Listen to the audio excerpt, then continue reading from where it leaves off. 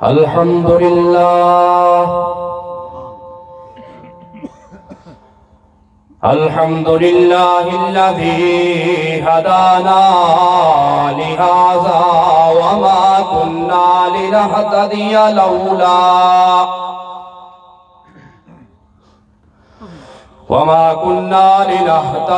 लौला अन हदानल्लाह।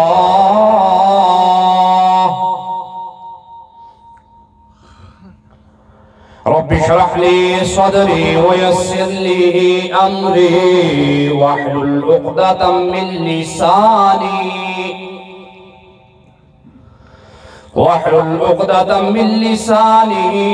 यफ़क़हू क़ौली।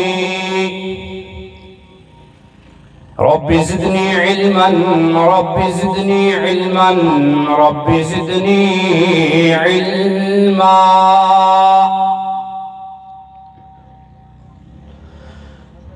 क़ाल अल्लाहु तआला फ़ी कलामिल मजीद वल फ़ुरक़ानिल हमीद।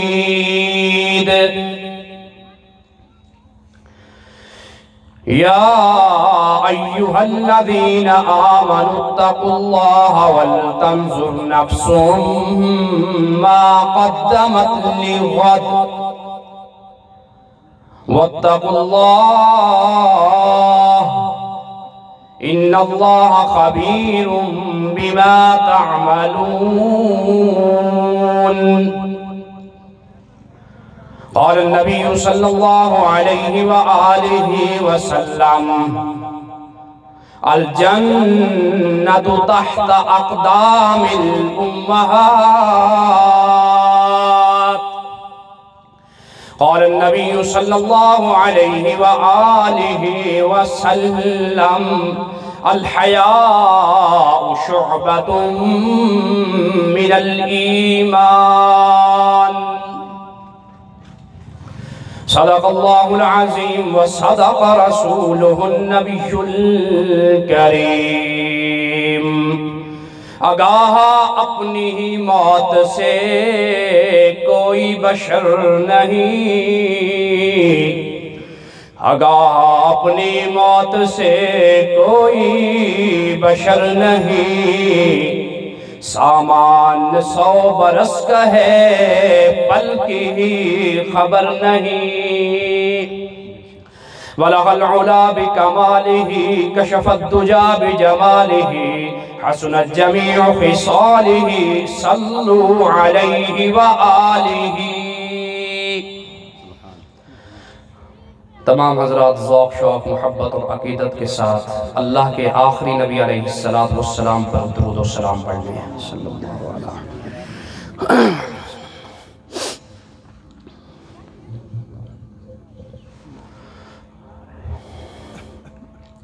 हमारे इंतहाई वाजिबुल एहतराम वल इकराम मोहतरम जनाब चौधरी मोहम्मद आसिफ साहब की वालिदा मोहतरमा जो कि इस दुनिया से रुखसत हो गई हैं, उनके इसाले सवाब का ये प्रोग्राम है। वहदहु ला शरीक रब्बुल आलमीन से दुआ है कि रहमान रहीम रब उनकी बख्शिश फरमाए, दरजात को बुलंद फरमाए, जन्नतुल फिरदौस में आला मकाम नसीब फरमाए। इस वक्त मेरे साथ मेरे उस्ताज़ मुकर्रम व मुहतरम उस्ताज़ुल उलमा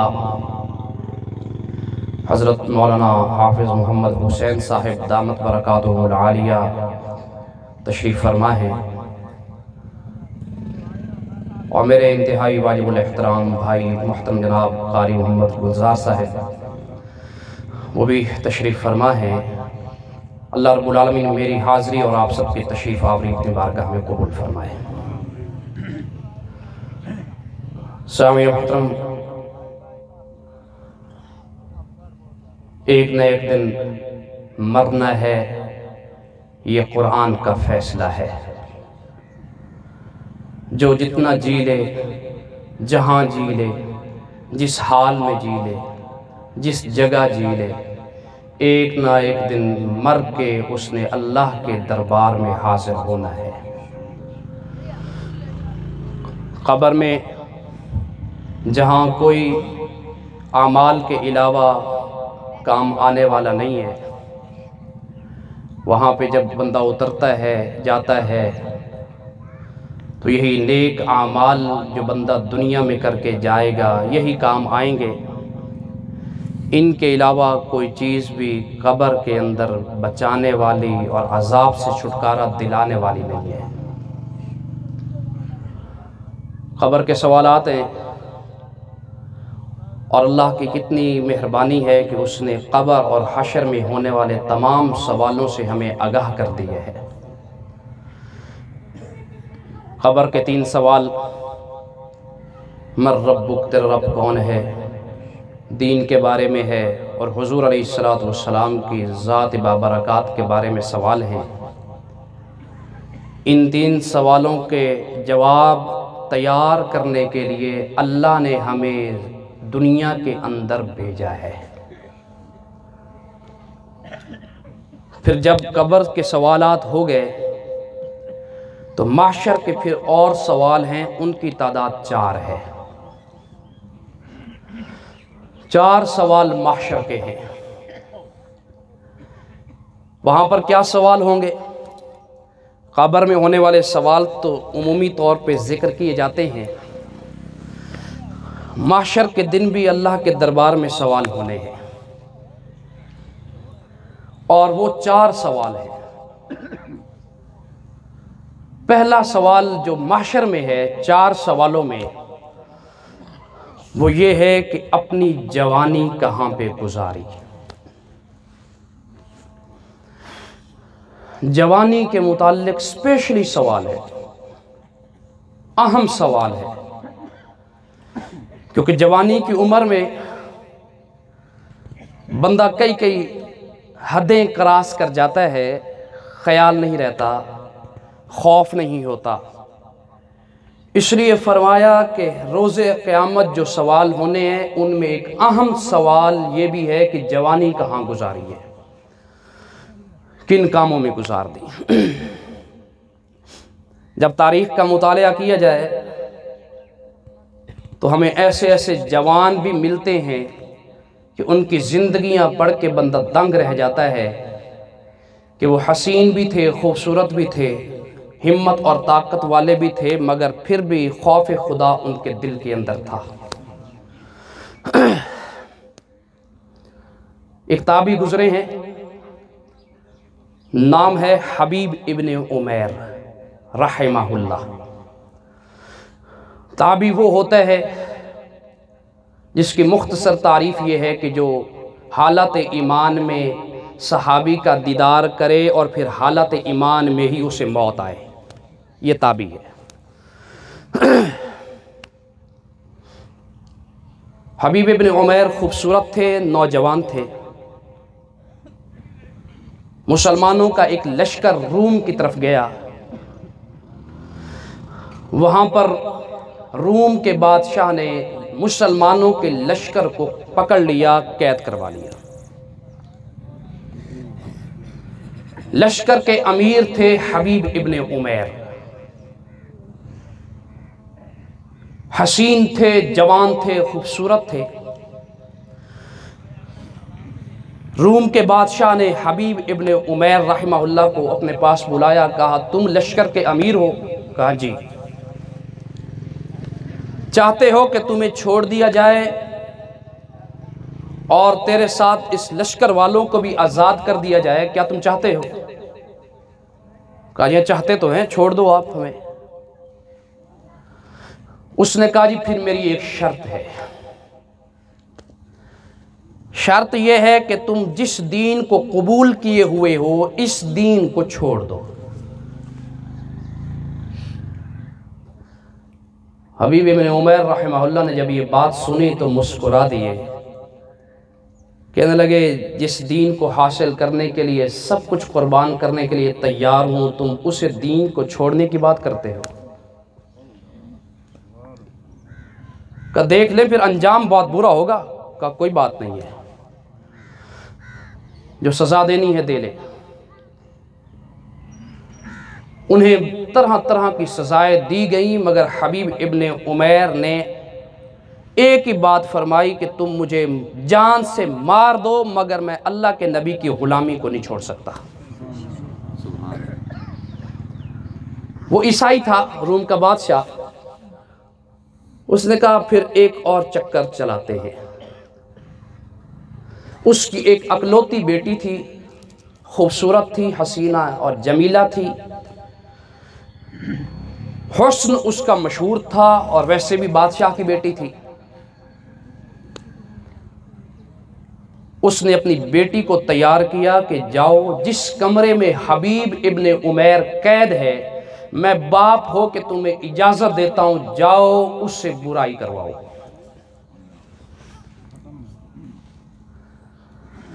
ये बड़ी सज धज के बन ठन के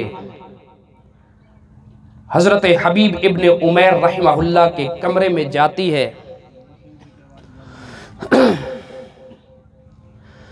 वहाँ गई, अकेले हैं, कोई भी और नहीं है,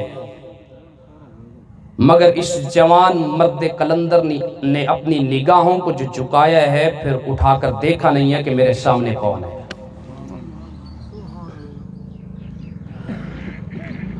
नौजवान लड़की है, कहने लगी हबीब इब्ने उमैर तुम्हें किस बात का डर है? मेरी अपनी शाही है, तू किससे घबराता है? नौकर चाकर भी अपने हैं, कमरा भी अपना है, महल भी अपना है। मेरा बाप बादशाह है, कोई भी अंदर नहीं आएगा, बाप की इजाजत से अंदर आई हूँ। किससे घबराता है? क्यों डर गया है? क्या दे खौफ तेरे दिल के अंदर बैठ गया है? हबीब इब्ने उमैर रहमहुल्लाह फरमाने लगे, अल्लाह की बंदी तू समझती है मैं तेरे बाप से डर गया, तेरे नौकर चाकरों से डर गया हूँ, मैं उससे डर रहा हूँ जो हर वक्त मुझे देख रहा है। लड़की कहने लगी हबीब मैं समझी नहीं हूँ, कौन देख रहा है, किसकी निगाहें जमी है? वो कहने लगे अल्लाह देख रहा है, जिसकी निगाहें हर वक्त हमारे ऊपर है, हम उससे छुपे हुए नहीं है। अल्लाह हर वक्त हमें देख रहा है, खलवत में हो जलवत में हो, रब्बुल आलमीन की जात हमें देख रही है। उसने कहा डरने की क्या ज़रूरत है? तुम्हारे नज़दीक अगर ये पाप है, गुनाह है, तो तौबा कर लेना, मुआफ़ी मांग लेना, मैं जब खुद तैयार हूँ। मगर हबीब इब्ने उमैर रहमहुल्लाह ने एक आंख भी उठाकर उस नौजवान लड़की की तरफ देखा नहीं है। ये लड़की बाहर आती है, आकर अपने अब्बा से कहती है ऐन अरसलतनी इला हजरिन औ हदीद, अब्बा जान तूने मुझे किस पत्थर की तरफ भेज दिया, किस लोहे की तरफ भेज दिया है? वो आंख उठाकर भी नहीं देखता। मैंने हर तरह की चाल चली है, हर तरह का तीर मारा है, हर तरह से उसे करीब करने की कोशिश की है, मगर क्या है कि उसने एक आंख भी उठाकर ऊपर नहीं देखा।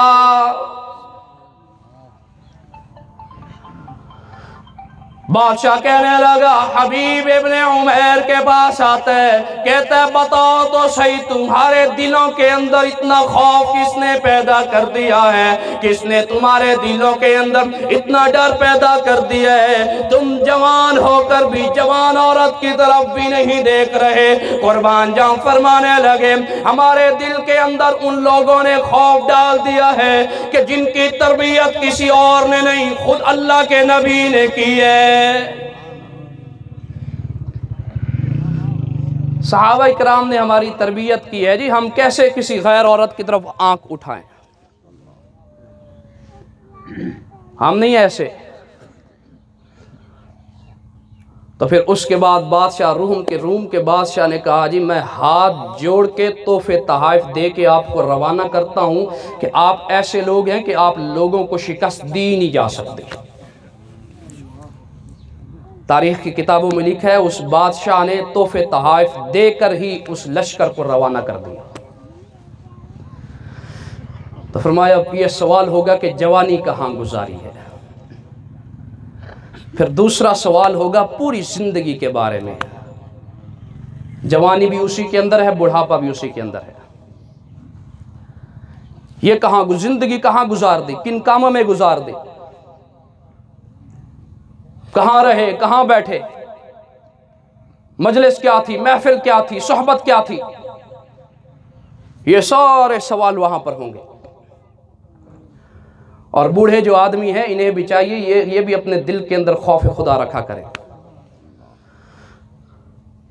अल्लाह के नबी सल्लल्लाहु अलैहि वसल्लम तशरीफ फरमा है। सैयदना उमर इब्ने खत्ताब रज़ी अल्लाह ताला अन्हु तशरीफ लाते हैं। अल्लाह के नबी को देखा, आपकी आंखों से आंसू जारी हैं। आप उमर इब्ने खत्ताब ने आप अलैहिस्सलातु वस्सलाम से पूछा, या रसूल अल्लाह फिदाका अबी व उम्मी, या रसूल अल्लाह मेरे माँ बाप आप पे कुर्बान हो, आप क्यों रो रहे हैं, आपको किस चीज ने रुला दिया है। अल्लाह के नबी अलैहिस्सलातु वस्सलाम ने फरमाया, ए उमर अभी जिब्रील आए थे मेरे पास, अल्लाह का पैगाम लेकर आए थे कि रब्बुल आलमीन बूढ़े लोगों से, उम्र रसीदा लोगों से हया फरमाते हैं। या रसूल अल्लाह ये रोने की बात तो नहीं है, ये तो खुश होने की बात है कि अल्लाह रब्बुल आलमीन सफ़ेद बालों वालों से हया फरमाते हैं। आप क्यों रो रहे हैं, आप क्यों गमगीन हैं। अल्लाह के नबी अलैहिस्सलातु वस्सलाम ने फरमाया कि अल्लाह तो हया करता है, मगर रोना इस बात का है कि बूढ़े अल्लाह से हया नहीं करते।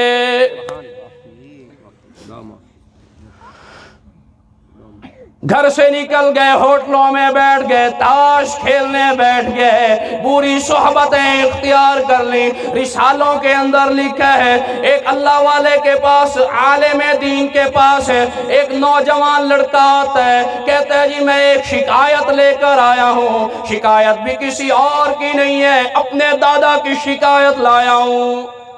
अल्लाहु अकबर। आलिम दीन ने समझा शायद दादाजी सख्ती करते होंगे, इस बुढ़ापे की उम्र में मारते होंगे, बुरा भला कहते होंगे। तो उन्होंने पूछा, बेटा क्या जुल्म करते हैं, क्या शिकायत है उनकी। कहा जी बुढ़ापे की उम्र में अब जदीद दौर है, मोबाइल का इस्तेमाल करते हैं और गलत गलत चीज़ें वहाँ देखा करते हैं। उस आलिम दीन ने कहा, बेटा मुझे अपने दादा के पास लेकर जाओ, जाकर मैं उन्हें ये हदीस सुनाता हूँ कि अल्लाह के नबी इसी वजह से रो पड़े थे कि बूढ़े अल्लाह से हया नहीं करते। तो फरमाया ज़िंदगी के बारे में पूछा जाएगा, कहाँ गुजारी, किस हाल में गुजार दी, कहाँ कहाँ गुजार दी। इसलिए सोच समझ के अपने कदम रखने चाहिए। अल्लाह का खौफ हर वक्त रहना चाहिए, और खौफ खुदा खलवत में भी हो, जलवत में भी हो, लोगों के सामने भी हो, अकेले भी हो। जिन्हें ये चीज़ हासिल हो जाएगी, रोज़े क़यामत उन्हें भी बड़ा एजाज़ दिया जाएगा।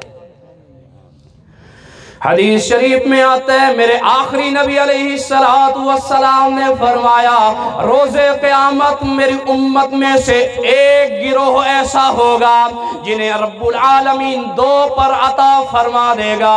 वो उन दो परों के साथ उड़ते उड़ते जन्नत में पहुंच जाएंगे। फरिश्ता पूछेगा, अरे भाई तुम कैसे आ गए, हिसाब किताब दिया कि नहीं दिया, पुल सिरात से गुजरे कि नहीं गुजरे, जहन्नम देखी है कि नहीं देखे। वो आगे से कहेंगे, भाई कैसा हिसाब किताब हम देते, कैसी पुल सिरात है हमने नहीं देखी, क्या जहन्नम है हमने नहीं देखी, हम तो बगैर हिसाब किताब के जन्नत में आ गए। वो फरिश्ते पूछेंगे, बताओ भाई तुम किसकी उम्मत हो, अपने नबी का तारुफ तो बता दो। वो कहेंगे जी हम उसके उम्मती हैं जो इमामुल अंबिया है, जो इमामुल जिन्न वल इंस है, हम उसके उम्मती हैं जिसके बारे में अल्लाह ने उनको फरमाया था, ए मेरे महबूब, अगर मैं आपको पैदा ना करता, कायनात की कोई चीज पैदा ना करता।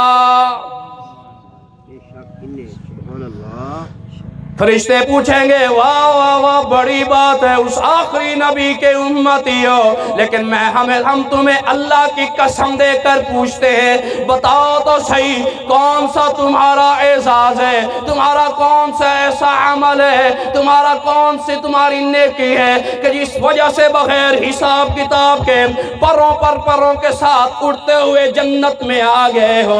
वो कहेंगे, जी हमारे अंदर दो खूबियां थी, हम उन दो खूबियों की वजह से डायरेक्ट जन्नत में आ गए। न पुल सिरात का हिसाब किताब, न वहां गुजरना, न उधर कोई सवाल जवाब, कुछ भी नहीं। हदीस शरीफ का मफहूम है, कब्रों से उठेंगे, पार लगे होंगे, परों के साथ उड़ते ही जन्नत में चले जाएंगे। दो खूबियां। पूछा, जी कौन सी? अल्लाह हमारे अंदर भी वो खूबियां पैदा फरमाए। आमीन। बताने लगे, जी एक हमारे अंदर खूबी ये थी कि हम अगर अकेले भी होते या लोगों के साथ होते, हमने कभी अल्लाह के नाफरमानी नहीं की। हमारे दिल में हर वक्त खौफ खुदा होता था, हर वक्त अल्लाह का खौफ था कि अल्लाह हमें देख रहा है, चाहे लोगों में है चाहे अकेले हैं, तन्हाई में है या लोगों में है, अल्लाह देख रहा है। कोई देखे ना देखे, खुदा देख रहा है। तो पूछा, दूसरी खूबी कौन सी है? शुक्रिया बेटा, जज़ाकल्लाह, बैठे। दूसरी खूबी कहने लगे, जी ये बड़ी अहम बात, दोनों बड़ी अहम बातें हैं, और जन्नत दुखूल अव्वल जन्नत में इंशाअल्लाह। दूसरी खूबी, हमें अल्लाह ने जो जितना दे दिया, हमने उसी पर अल्लाह का शुक्र किया। बस इन्हीं दो खूबियों की वजह से रब्बुल आलमीन ने हमें बगैर किसी हिसाब व किताब के जन्नत में भेज दिया है। तो फरमाया, खलवत और जलवत में अल्लाह का खौफ हो। दो सवाल हो गए। तीसरा सवाल कौन सा? मैं ये 4 सवाल मुकम्मल करके तो इंशाल्लाह बात को ख़त्म करूँगा, जहाँ तक मुझे हज़रत ने कहा है कि यहाँ तक बात को ले जाना है। सबक 11 की इनकी दुआ है, और मैं अपनी बात को ले जाऊँगा। फिर एक नात खान भी है, रफ़ीक सफ़र, वो नात खानी करेगा इंशाल्लाह। तो तीसरा सवाल ये भी बड़ा अहम सवाल है, रोज़े क़यामत। सवाल एक है, इस सवाल के हिस्से 2 हैं। क्या सवाल है जी? माल कहाँ से कमाया, कहाँ पे लगाया? कहाँ से कमाया, कहाँ पे लगाया, ये सवाल होगा। कमाने के जो ज़राए थे वो हलाल थे कि हराम थे? जहाँ पे लगाना था वो ज़राए, वो मसरफ हलाल थे कि हराम थे? क्या नाचती औरतों पे तो पैसे नहीं फेंक दिए? क्या सूद के कारोबार में तो खर्च नहीं कर दिए? क्या किसी का ना हक पैसा तो नहीं खा लिया? ये सवाल वहां पर होगा कि कहां से कमाया, कहां पे लगाया। और एक हदीस में आता है कि 4 किस्म के लोग ऐसे हैं जो जन्नत में नहीं जा सकेंगे, जन्नत की लज्जतों से फायदा नहीं उठा सकेंगे। पूछा गया, यार सुनो वो कौन से हैं? आपने फरमाया, एक हमेशा शराब पीने वाला,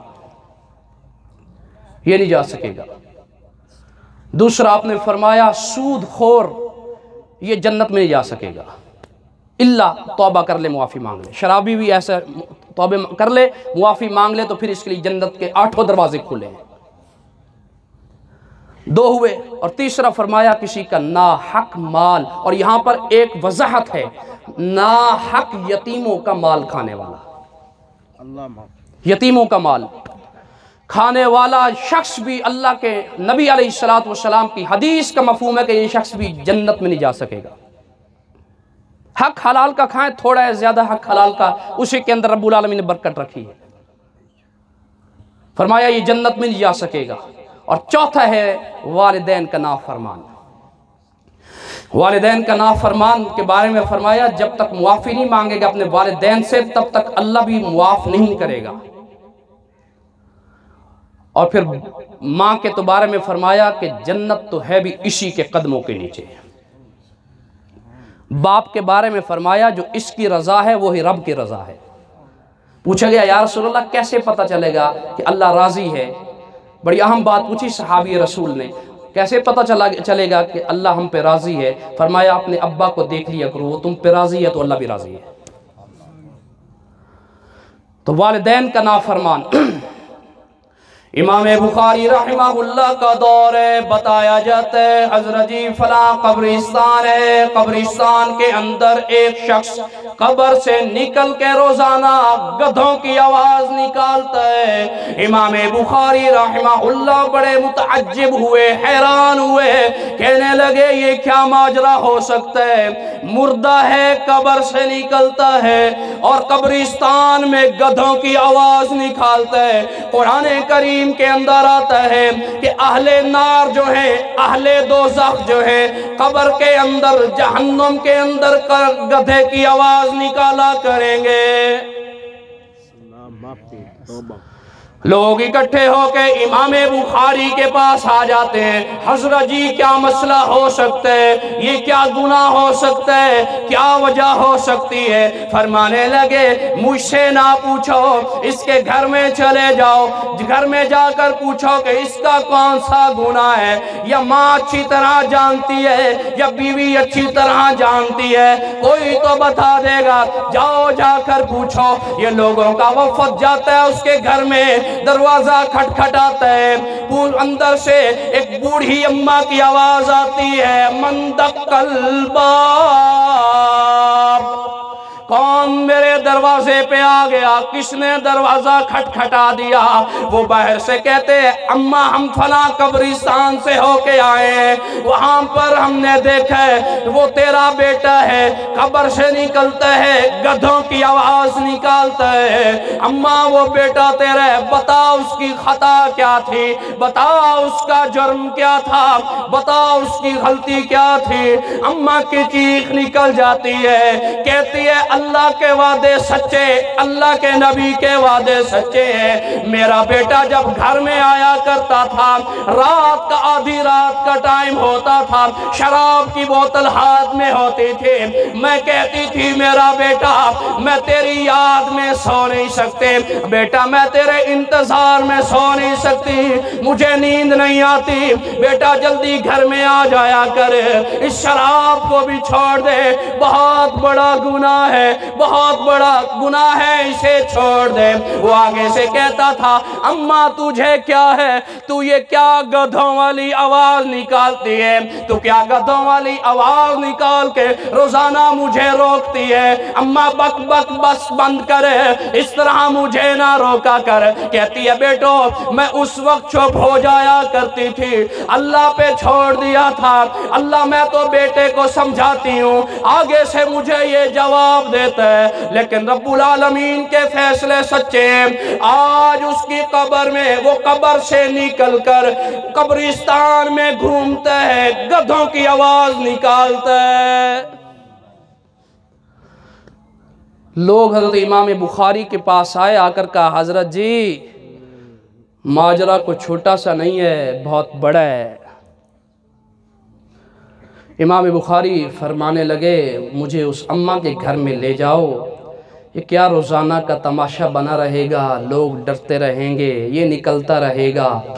मैं जाकर अम्मा से दरख्वास्त करता हूँ अम्मा अपने बेटे को माफ़ कर दे। इमाम बुखारी आए, अल्लाह अकबर कबीरा। अम्मा को पता चला, अम्मा खुश हो गई कि आज मेरे घर में वक्त का बहुत बड़ा मुहद्दिस आ गया है, वली आ गया है, आलिम आ गया है, बुजुर्ग आ गया है, शेख आ गया है, पीर व मुर्शिद आ गया है। अम्मा खुश हो गई, लोग साथ हैं। इमाम बुखारी ने कहा अम्मा अपने बेटे को मुआफ़ कर दे, जब तक तू मुआफ़ नहीं करेगी ना अल्लाह मुआफ़ नहीं करेगा। अल्लाह अकबर। इसलिए मेरे नौजवान भाइयों, जिनके माँ बाप जिंदा हैं उनकी कदर कर लो, उनका एहतराम कर लो। इनका दीदार कर लिया करो यार, कुछ टाइम नहीं लगता, पैसा नहीं लगता। मेरे हबीब ने बताया था, मेरे नबी ने बताया था कि माँ बाप के दीदार कर लेने से रब्बुल आलमीन हज मकबूल का सवाब अता फरमा देते हैं। किया करो दीदार, जाया करो इनके पास, मिला करो इनसे, पानी भर के दिया करो, खाना उठा कर दिया करो। इनकी खिदमत में बड़े अजर हैं।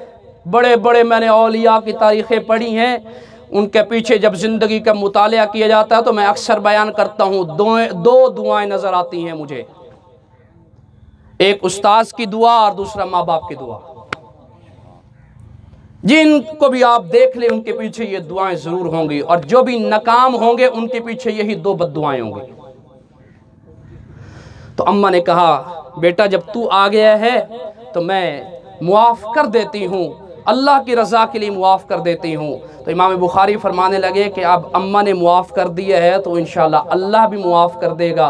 तो फिर अम्मा के मुआफ़ करने के बाद कब्रिस्तान के अंदर दोबारा वो हशर, वो मंज़र नहीं देखा गया। कितनी बातें हो गई जी? 3।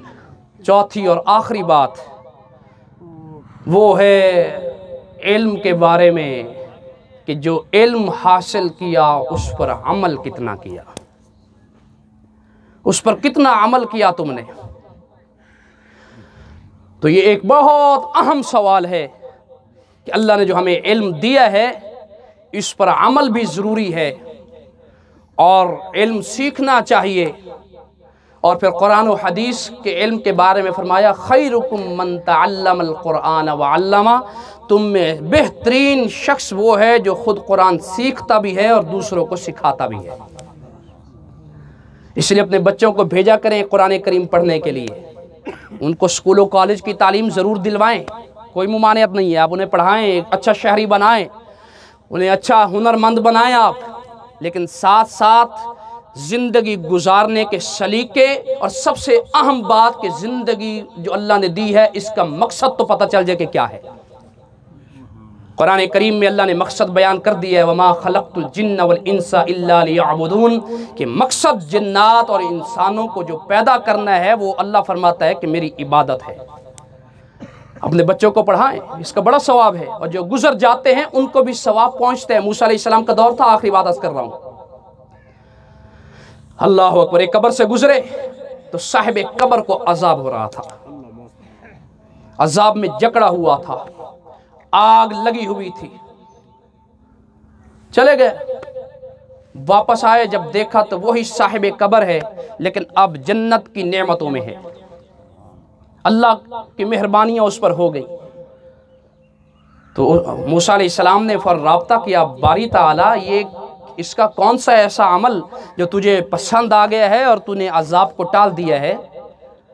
तो रब्बुल आलमीन ने फरमाया, मूसा ये शख्स गुनाहगार तो बड़ा था और हकदार इसी बात का था जो आप पहले मंजर देख कर गए हैं, लेकिन इसका एक छोटा सा बेटा जो इसके पीछे था उसने एक दिन बिस्मिल्लाहिर्रहमानिर्रहीम पढ़ी, तो उस बिस्मिल्लाह की बरकत से कि मुझे ये गवारा ना हुआ कि उसका बेटा तो मुझे रहमान और रहीम पुकारे और मैं उसके बाप को कब्र में अजाब दूँ। तो फरमाया इसी बरकत से उसका अजाब टल गया। तो इल्म सीखें, सिखलाएं और इस पर अमल हो। अल्लाह मुझे और आप सबको अमल करने की तौफीक नसीब फरमाए। वहदहु ला शरीक मेरी हाज़िरी को अपनी बारगाह में कबूल फरमाए, और जिन अम्मा मरहुमा के लिए हम हाजिर हुए हैं वहदहु ला शरीक उनके दर्जात को बुलंद फरमाए, जन्नतुल फिरदौस में आला से आला मकाम उन्हें नसीब फरमाए। व आखिरु दअवाना अनिल हम्दुलिल्लाहि रब्बिल आलमीन।